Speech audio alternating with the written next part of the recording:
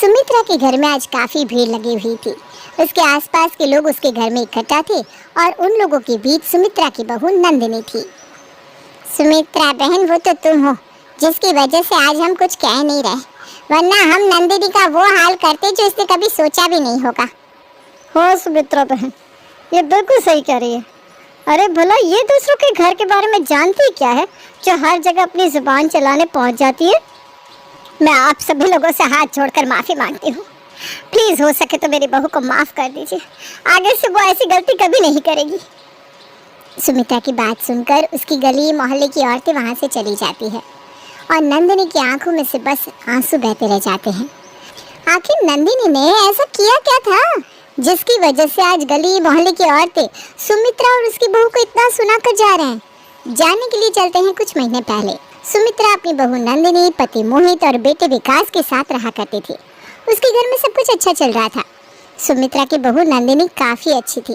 वो कहते ना, सर्वगुण संपन्न, वही थी सुमित्रा की बहू नंदिनी। लेकिन पांचों उंगली एक बराबर तो नहीं होती। ठीक वैसे ही नंदिनी में भी एक कमी थी। ऐसे ही एक दिन सुमित्रा हॉल में बैठकर टीवी देख रही थी, तभी विकास आता है और अपनी माँ से कहता है, माँ आज मैं थोड़ा जल्दी में हूँ, मैंने बाबूजी की दवाई ला दी है और वो मेरे अलमारी के ड्रॉअर में रखी हुई है, इसलिए आप वहाँ से बाबूजी की दवाई ले लेना और उन्हें समय पर दवाई खिला देना। सुमित्रा कुछ बोलती उससे पहले विकास वहाँ से चला जाता है और कुछ घंटे बाद सुमित्रा अपनी बहू नंदिनी के पास जाकर कहती है, नंदिनी बहू, विकास ने कहा है कि तुम्हारी अलमारी में तुम्हारे बाबूजी की दवाई रखी हुई है, जरा निकाल कर देना तो। लेकिन माँ जी, उन्होंने तो मुझे कहा कि बाबूजी की दवाई आपके ड्रॉअर में है। अरे नहीं बहू, विकास ने तुम्हारी अलमारी में कहा था, एक बार चेक कर लो, क्या पता वही हो। लेकिन माँ जी, मैंने कहा ना, विकास ने मुझे आपकी अलमारी की बात कही थी। एक बार आप अपनी अलमारी चेक कर लेंगे तो कुछ पता चल जाएगा। बहू तो इस तरह भड़क क्यों रही है? अरे मैं तो सिर्फ अलमारी चेक करने के लिए कह रही हूँ, फिर तो इतना गुस्सा क्यों कर रही है? अरे माँ जी, मैं गुस्सा नहीं कर रही हूँ, बल्कि आपको बता रही हूँ कि विकास ने मुझे कहा था कि उन्होंने बाबूजी की दवाई आपकी अलमारी में रखी है।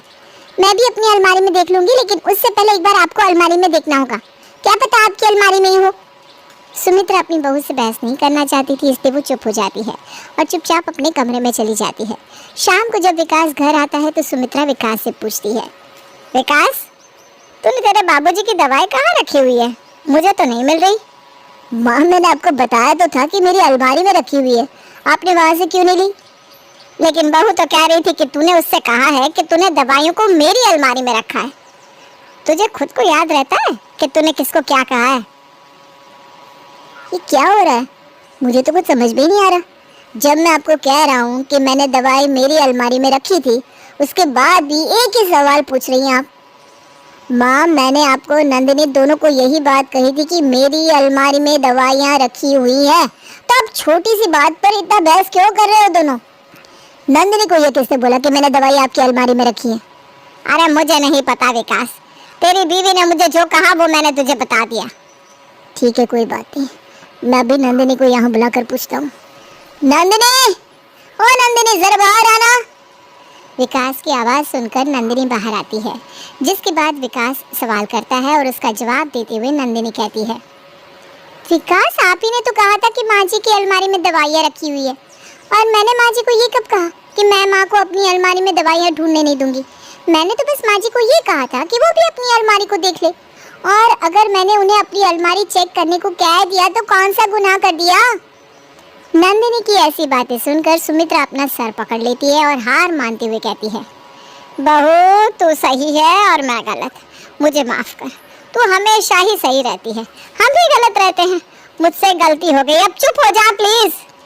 इस तरह सुमित्रा अपनी बात खत्म करके अपने कमरे में चली जाती है और विकास भी फ्रेश होने के लिए अपने कमरे में चला जाता है। तो ये थी नंदिनी की कमी। जी हाँ, नंदिनी कभी अपनी गलती मानती नहीं, भले ही वो कितनी ही गलत क्यों ना हो।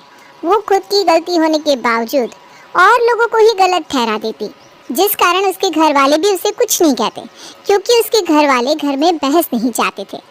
समय गुजरता है और गुजरते समय के साथ नंदिनी आए दिन गलती पर गलती करती और अपनी गलती को नज़रअंदाज करके अपनी गलती किसी और पर थोप देती।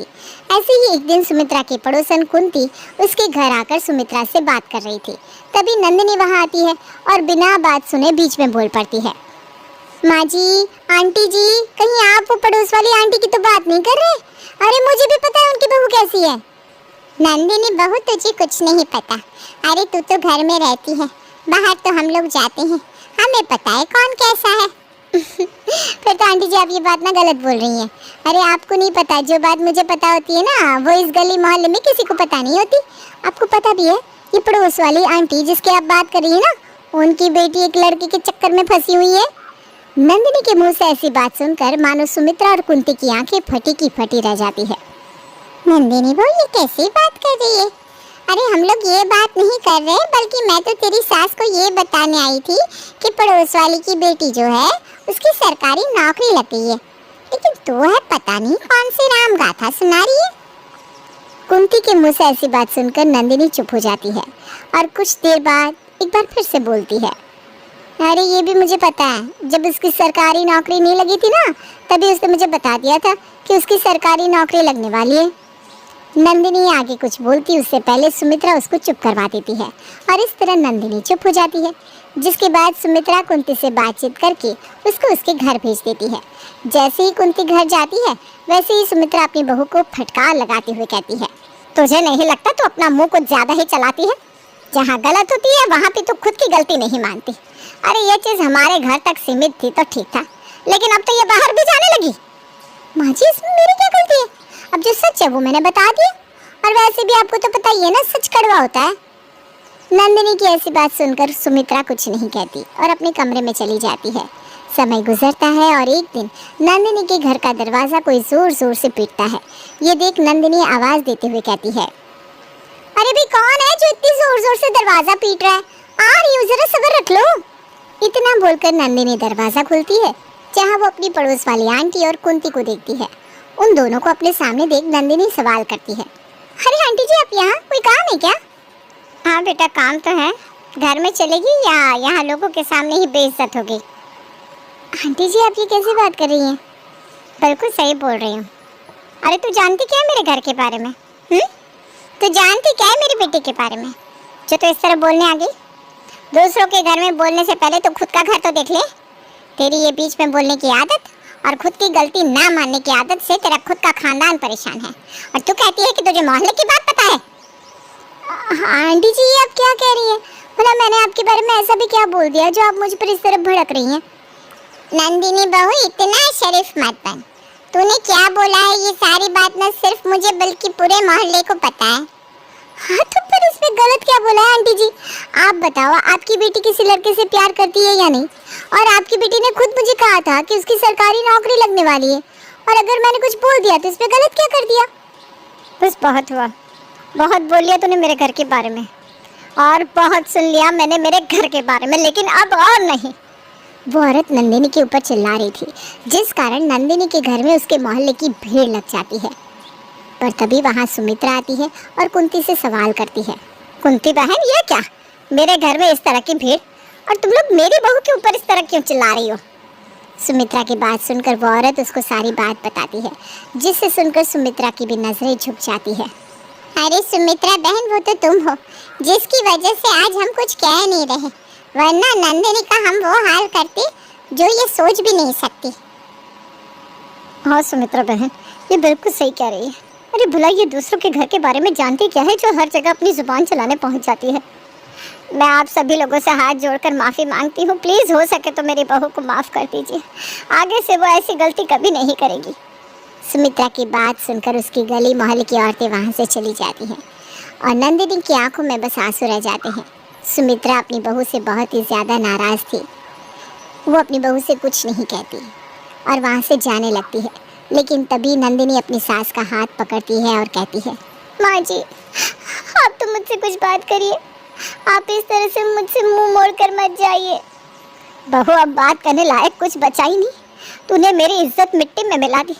अरे क्या ज़रूरत है तुझे लोगों के बीच में बोलने की, लोगों के घर के बारे में बोलने की? तू अपनी गलती तो कभी मानती नहीं, यहाँ तक कि गलत होने के बाद भी तू खुद को सही साबित करती रहती है, बहस करती रहती है लोगों से।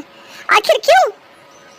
मुझे नहीं पता मेरी आदत ऐसी क्यों है, लेकिन जो सही होता है वही मैं बोल देती हूँ।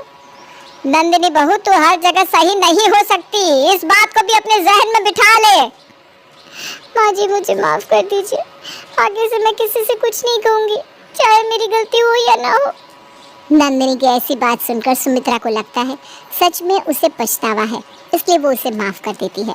इस तरह नंदिनी भी अपने आप को सही ठहराना बंद कर देती है।